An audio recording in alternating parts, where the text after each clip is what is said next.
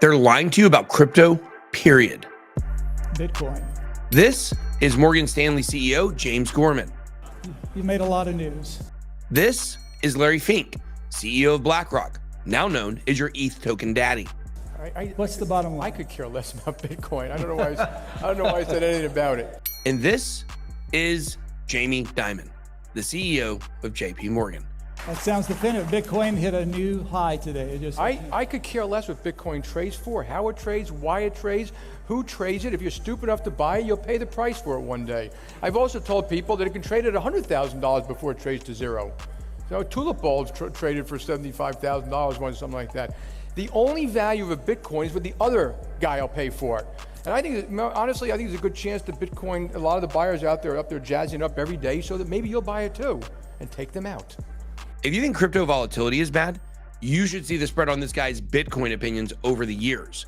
And at the end of this video, I'm going to show you the best response ever to Jamie Dimon that will really bring home everything I've said and shown you in this video. I'm not a financial advisor. Jamie, no diamond hands diamond. So why the volatility in his comments? It's because Jamie Dimon is lying to you. In fact, almost everyone in TradFi has been lying to you for over 10 years. And you won't believe the lengths they will go to in order to use you as exit liquidity. So let's track Jamie's comments over the years to see what JPMorgan was really up to when he was telling you to stay away from Bitcoin, while him and his curmudgeon squad gobbled up Bitcoin with their bacon necks flapping in the wind. His first comments about Bitcoin come from 2014, his trip to Davos, Switzerland in January for the World Economic Forum, or WEF. But as you'll see, there's been an effort to scrub the internet of Dimon's manipulation. But I sent out the bit signal, and a little birdie passed me the worm. Slurp it. The question isn't whether we accept it. The question is, do we even participate in people who facilitate Bitcoin? So it's a terrible store of value. It could be replicated over and over. It doesn't have the standing of a government. And honestly, a lot of it, what I've read from you guys, a lot of it's being used for illicit purposes. And the people who are going to eventually really get upset with it will be governments. So governments put a huge amount of pressure on banks, and so to know who your client is, anti-money laundering, is it being used for legal purposes? Did you do, real reviews of that? Well, obviously, it's almost impossible to do with something like that.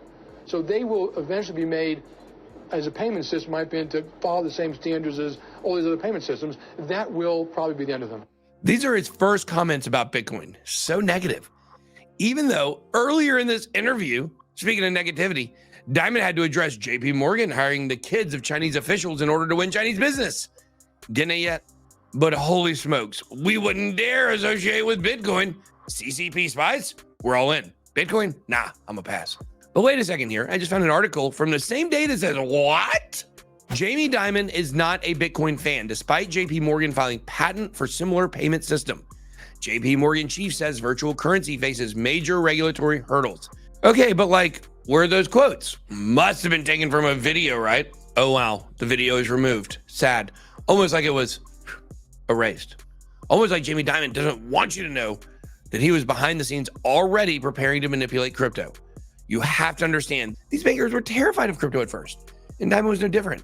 He had to find a way to get in on the inside with Bitcoin, and found a way he did, even in 2014. Speaking at the World Economic Forum in Davos, the Wall Street Supremo said the virtual currency is a terrible store of money and questioned its legal status over allegations that it is used to fund illegal activities.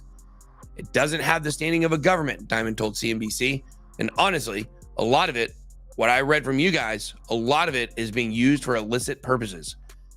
His comments come after the bank filed a U.S. patent application for a computerized payment system, which would allow users to make anonymous transactions similar to the cryptocurrency.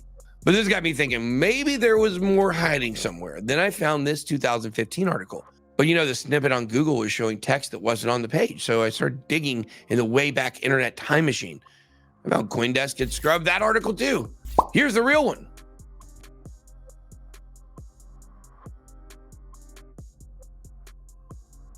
So I dug a little bit more and I clicked on the link on the original page that was missing from the original article, and boom, nothing, right? Page not found. Interesting. So I said to myself, let me throw this page into the Wayback Machine, and boom, there you go. A video of Jamie Dimon putting his foot in his mouth about Bitcoin again. Or is it more like making it look like he's doing that, when in reality, he was once again making moves behind the scenes? In fact, this time, Jamie knew his TradFi buddies like Larry Fink were coming to crypto. But once again, the video is scrubbed. Why? I don't know. Maybe I found a copy of it somewhere.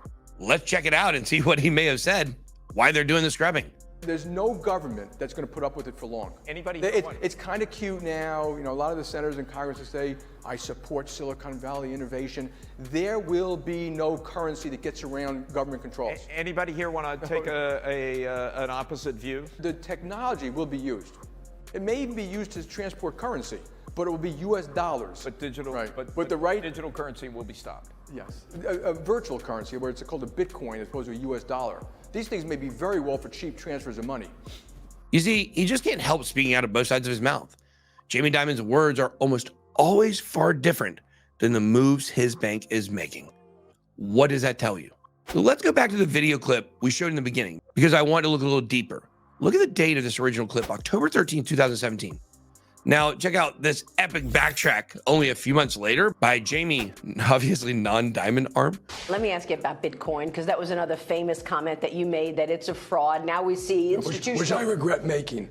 The blockchain is real. You can have crypto dollars and yen and stuff like that. ICOs, you gotta look at everyone individually. The Bitcoin, it was always to me, was what the governments are gonna feel about Bitcoin. It gets really big. And I just have a different opinion than people. I'm not interested that much in the subject at all. Almost like someone made him apologize. Maybe I know who that person is, the senor. But the fact is, Dimon is always telling you the opposite of reality on purpose. The same way poker player Tom Dwan will lie to you about his poker hand to win. Now, Tom will also lie to you in real life to try to backstab you, but that's what soulless people do for money laundering. A true story. That Tom launders money for crypto exchanges and Brian Evans. But that's another story for another day. Jamie Dimon is the Texas Dolly of crypto hold'em. He keeps his cards close to the vest and only shows you the ones he wants to.